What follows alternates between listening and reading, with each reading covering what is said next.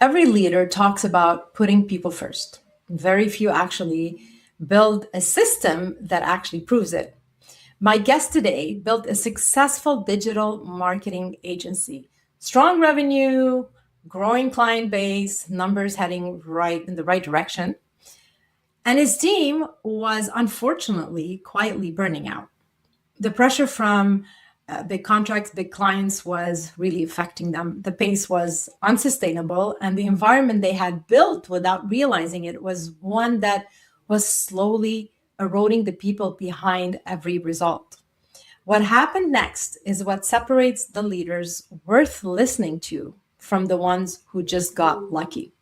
He saw it, he named it out loud, and he changed it. This is the Neuro Leadership Edge. And this episode is about what it actually takes to lead people through pressure without losing them in the process.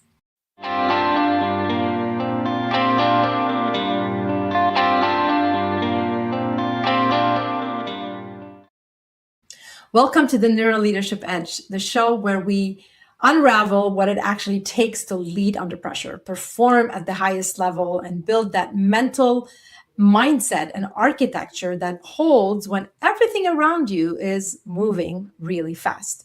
I'm Claire Hayek, neuroleadership expert, TEDx speaker, and founder of Mind, Soul, Purpose Team Building. I designed the pressure-proof leadership operating system to keep leaders clear, calm, and decisive when the pressure hits and when the stakes are high. 3 things you are walking away with today. A clear look at what burnout inside a growing business actually looks like before it becomes a crisis. And the moment one leader actually decided to stop and redesign it. We're also going to learn the reframe on the client versus employee tension that every service business faces and why getting this wrong costs far more than a client contract. I'm not sure if you thought about that one. We're going to unravel that today. And 3, the leadership shift that moves you from needing all the answers to building a team that actually generates better ones. My guest today is Borja Cuan. Borja has been in performance advertising since 1998. He is the co-founder of 415 Digital, a Google Premier partner, where he heads and leads with a combination of big picture strategy and precise execution. His North Star has always been delivering real business impact alongside a first-class client experience. And the story he is sharing today is about what happened when those 2 things came into direct conflict with a third priority he had been underweighing. Borja, welcome to the Neuro Leadership Edge. How are you? Hi, Claire. I'm doing well. How are you? I'm very good. Great to have you on the show. So let's jump right in. Let's take me to that moment. 415 Digital, as we did meet before this. We talked about basically your story. So 415 Digital is growing, right? Numbers are moving in the right direction. This is that moment we're talking about. So everything from the outside looks like success, but inside your team is close to burnout. If you take us back to that period, what did you actually observe? And when did you actually realize this was a leadership problem, not an operational one? Yeah, so this was about 2 years into starting the business. Co-founded the agency in 2017. And like many founders, you're really focused on winning your first customer, right? The amount they pay you doesn't really matter. You just want to get your first customer in the portfolio and prove to them that you are really good at what you do, especially for a new agency, unknown. We don't have this track record. We can't say we've had an agency for 20 years. Right. We can talk about our experience and where we come from and build trust that way. But at the end of the day, we're an unknown quantity to a new client. And so Our goal is to really over-deliver and create a raving fan out of them, because we knew if we did a good job, we would get referrals from that client. So we were very obsessive over retaining our customers and would really do anything that was asked, even if it meant scoping, scoping kind of the statement of work and doing above and beyond what was contracted for. And what I observed is that while our intentions were very good in terms of wanting to do a good job for our customers and over delivering, ultimately that did not lead to high employee quality of life. And so that was an observation I made by simply just observing people in an office, just watching them and talking to them and better understanding what a day in their life was. I was looking at how many hours they were working. Were they working nights? Were they working weekends? What was their demeanor like or disposition like in the office? What was the vibe and the culture like? And what I realized is it wasn't what we wanted or what we were aspiring for.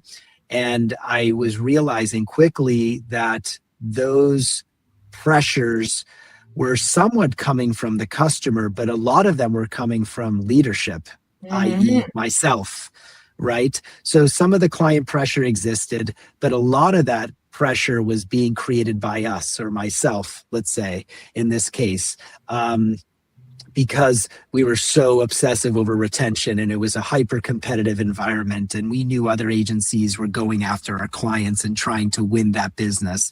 And so I was putting a lot of pressure on the team to do a really good job, but I realized I was prioritizing the client way too much over the employee. And so I quickly, once I became aware of that, I quickly realized that was not a sustainable way of doing business. And I would not keep my employees happy, which ultimately would affect the client experience because unhappy employee usually leads to an unhappy customer. Yeah, absolutely. I mean, what you're describing here, Borja, is what we call the threat response cascade in neuroscience. When people are consistently operating at or beyond their capacity, basically the brain shifts into survival mode, and you're no longer accessing prefrontal cortex, which is your brain CEO. This is where their best thinking is happening, their creativity, their judgment, their collaboration, etc. And the fight or flight amygdala takes over. And here's what makes this dangerous for leaders. It happens gradually. It creeps up on us, and people don't announce that, hey, my brain is being hijacked, right? And then they get used to it. And this is where things could really go downhill. And unfortunately, by the time it becomes visible, the system has already been under strain, probably for a long time. Well, what's really great is that you were able to recognize the early signals.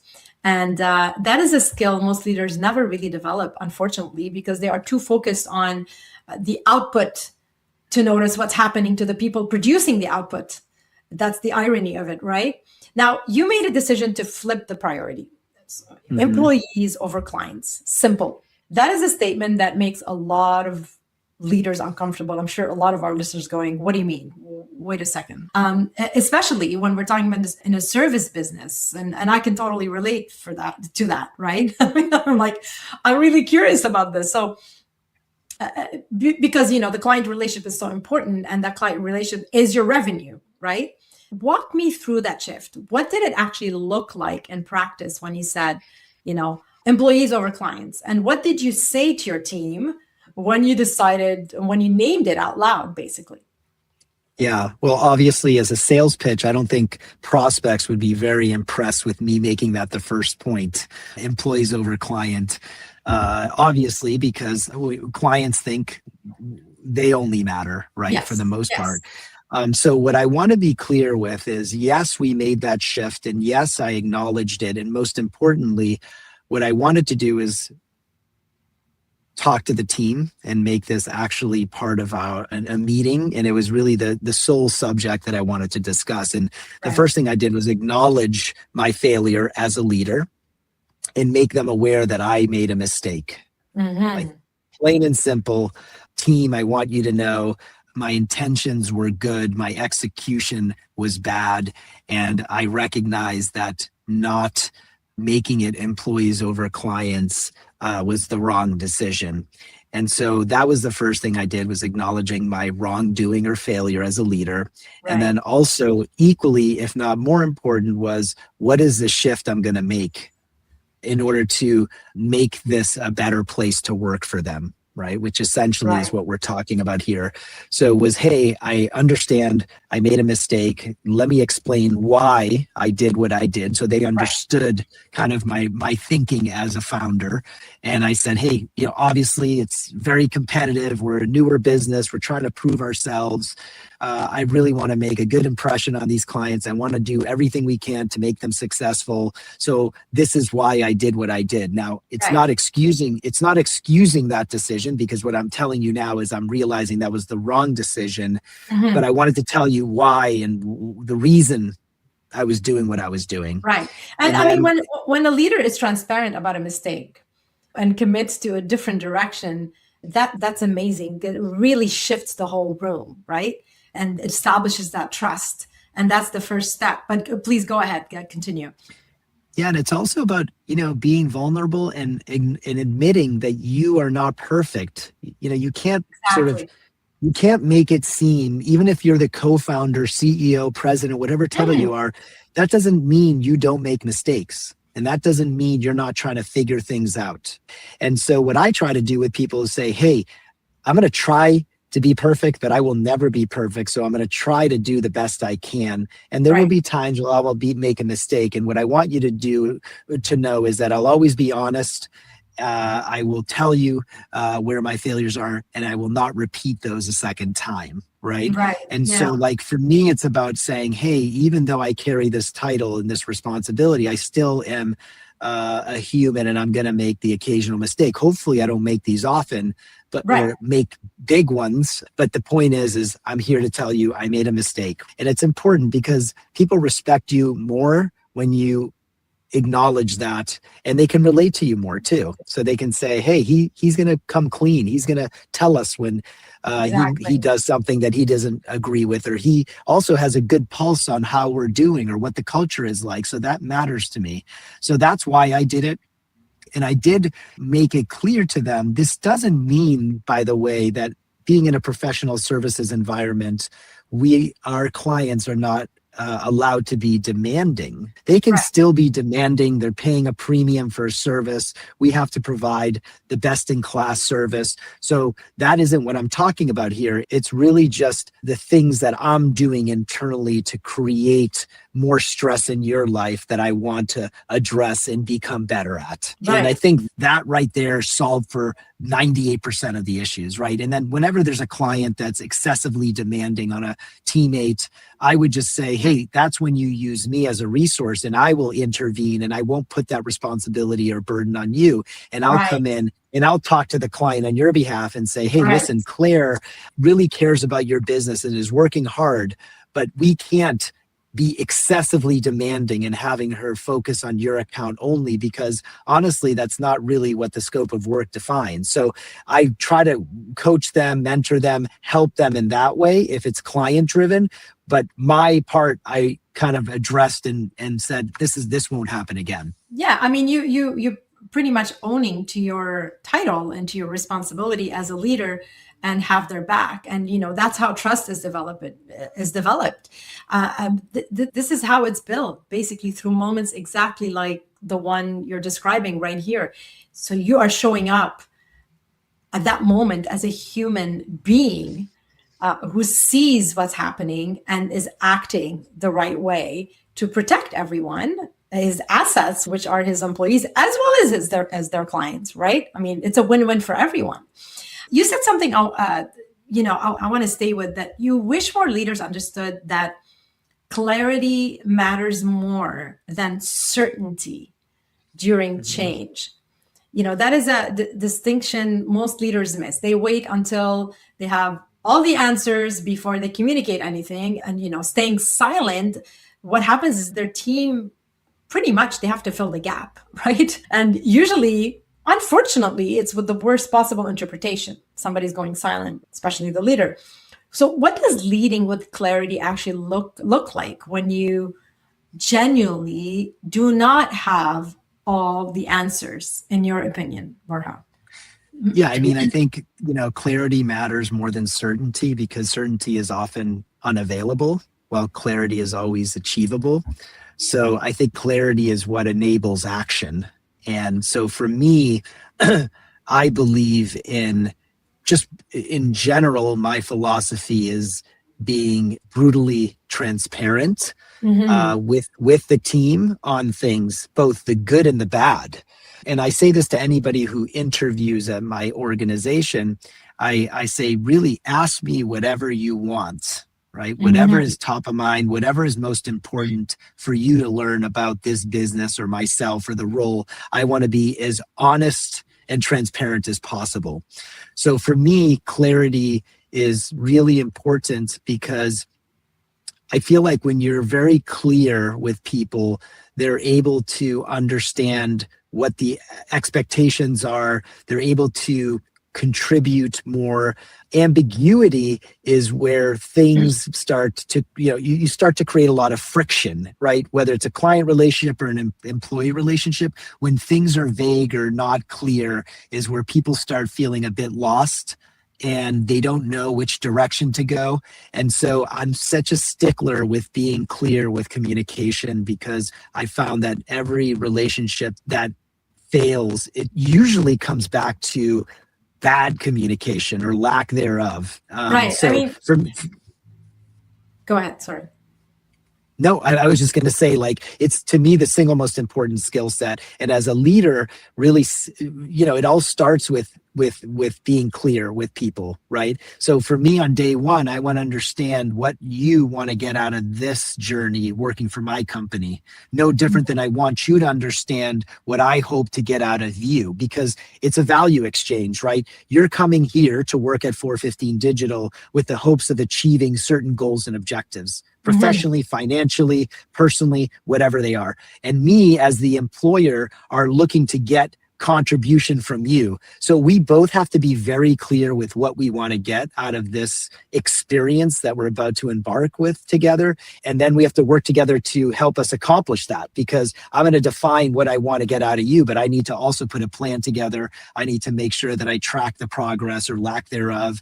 Right. You need to be very clear with what your goals are, because I want to understand, do you want to make a certain amount of money? Do you want to achieve a title? Do you want to have a certain level of responsibility? What is the outcome you want to have, say, 2 years after your experience here? Yeah, I mean, this is a really important point, and I wanted to add something about the ambiguity. When people do not know what is happening, what's going on, what's expected of them, it's just not very clear. Literally, the brain goes into that. It treats it like this is an unknown, this is uncertainty, and this uncertainty becomes the danger. It's a danger signal. So people start generating their own narrative, and it probably has nothing to do with the reality. But when you are clear as a leader and you communicate clearly, even when that communication is, here is what we know, here's what we don't know, or here's what we are going to be doing moving forward, and here's what the threats are, and we're going to figure this out together, that gives them the certainty and just gives them the direction, the honesty, the consistency, and puts them back into their safe space, right?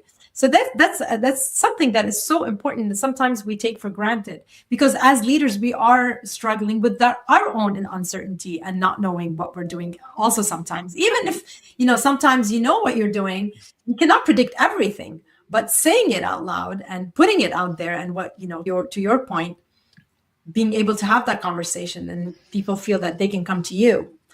100%. Huge. Yeah. There's nothing worse than when I'm the customer and people leave me in the dark, right? There's no communication, right? I've hired someone to provide a service, right? Whatever that service is, and they're not doing a good job in the area of communication. They're just, what I always say to people, even if you don't have an update, you're working on something for me and you don't have an update, messaging me and telling me I don't have an update is better than not saying anything. Yes. Because it shows me that you're still on top of it. Right. So you said something very poignant, and I'm going to say it the same with maybe more specificity, which is I want to be in control of the narrative.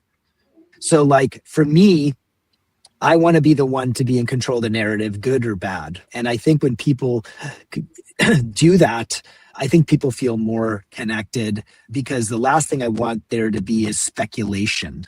right? Like, oh, Mhm, we're mhm. not, we don't know. They haven't updated us on how the company's doing. So it's maybe doing bad, right? Right.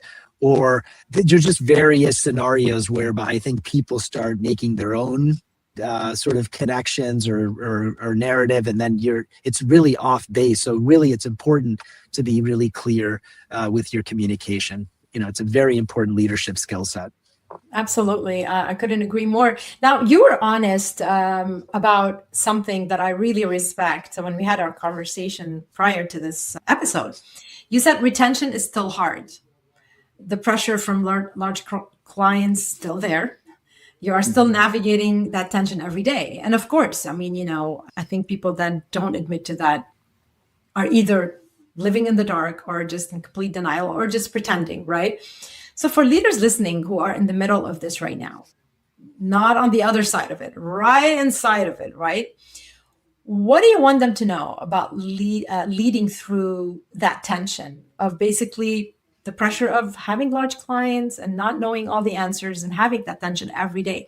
What do you want them to know without Yeah. losing, how to lead through this tension without losing either their clients or their people? Yeah, it's hard, right? And it's not always going to make sense, is something I'll say. I always try to focus on the things I can control, right? And I've been very good about that. Because I think focusing on the things you can't control is wasted energy. So be excellent and focusing on the things that you can control. Retention is very difficult. I've had employees who've worked for me who have asked me for something and I've given them more. Right. I've given them more. They've said to me, I'm very happy here. And then in the same breath, they say, I thank you for giving me this huge promotion. It's exactly what I wanted. Mm-hmm. I'm very happy here, but I'm going to try something else. Yeah. Like I've given them everything. We had a Right. good relationship. There's nothing that I have not given them that they've asked for, even Right. before they asked me. And they still want to try something new. Grass is browner potentially, or hey, I want to try this. Someone approach me. And that's Right. really tough, right? Because you've done everything within your power to retain someone and that wasn't enough. And what I would say is just know that do the best you can. And if they still leave, that's okay. What's always not satisfying is not having done enough for someone you wanted to stay. Just Right. make sure you are building relationships with your team. If you want to address retention, start with a very basic concept, which is build a relationship with your team. Put Mm-hmm. the efforts required to build relationships. Relationships don't prosper or thrive without effort. So if you really care about retaining a team and building a world-class team, you need to take the time to get to know your team. Whether that's you or someone below you, whoever's managing them, whoever is managing a team, whether you're a manager, a leader, it doesn't matter. You really need to spend the time to build deep connections with your team, right? Because Right. if you do not, you will risk losing them. And by connections, I mean get to know them both professionally and personally. Don't always make it about work. Every conversation you have doesn't have to be Mm-hmm. about work. Right. Try to become friends. It's a bonus when my team is spending time together on weekends because they genuinely enjoy each other's company. It's not a requirement to become friends and spend personal time together. But when you do, it's the best of both worlds. I remember when I Absolutely. first worked at my company out of college, I looked forward to more than anything going to work to hang out with my friends. I was learning, but I saw it also as an opportunity to spend time with people I liked. And Right. so for me, it's really creating those opportunities, creating an environment where that's something we want people to be doing. But as a leader, as a manager, it's really getting to know you as a person, understanding what matters to you. Yeah, making Being that connection is very important in these circumstances, and it's something that is undervalued. And this is why a lot of people struggle with the virtual and the hybrid and the in person. You need to take the time to develop these relationships, these connections. You don't have to be family. They say, my coworkers are like my family. Yes and no. Let's be real. They're not your family, but they could be really your buddies, your friends, and you could really care for them by nurturing that connection. I think you said it. It is something definitely that is very important that a lot of people are not probably not investing in it as much as they should. Well, it's time for our rapid fire, and I have a couple of questions for you. So this is quick answers. First thing that comes to mind. What is the single most underrated quality in a leader? Under empathy. One thing you wish someone had told you in year one of building 415 Digital. Don't forget about your employees. There we go. And that's full circle. Here we are. I mean, we're approaching the end of the episode. If you're leading a team right now, and I really want to finish with this, and you recognize something in this conversation, the burnout signal, maybe the client pressure on with deadlines, or just really pushing down on your team, or maybe the gap between what your people say and how they actually performing, and everything else that Borja, you've shared with us. I do want to share with you the pressure and performance scorecard, which is a free diagnostic, free assessment that shows you exactly what pressure is compromising your team's performance right now. Whether it's decision speed, execution quality, how they're feeling, the trust, psychological safety. We pretty much covered it on this episode. It will all be mapped for you in less than 5 minutes. So if you want, you're interested in taking it, QR code here for you to scan, or you can also find that link on clairehayek.com. And if you're a leader listening to this and you're carrying that pressure alone, you're really feeling that things are really moving fast for you, I would love for you to grab the pressure reset scripts. They help me every day, and this will add tremendous value to you. They pretty much save me before some high stakes meetings. Basically, they're 30-second tools. They're built for just before a meeting, just before maybe going on stage. It really helps you reset in real time. Again, the code here, and it will also be in the description or on the website. Now, Borja, this was a conversation worth having. Your willingness to stand in front of your team and say, we built something wrong here, we need to do better, and here's how we are going to fix it. For me, that is true leadership. And point c'est tout, like we say in French, full stop. Thank you for bringing that here. And to everyone listening, share this with one leader in your life who is going through that pressure right now.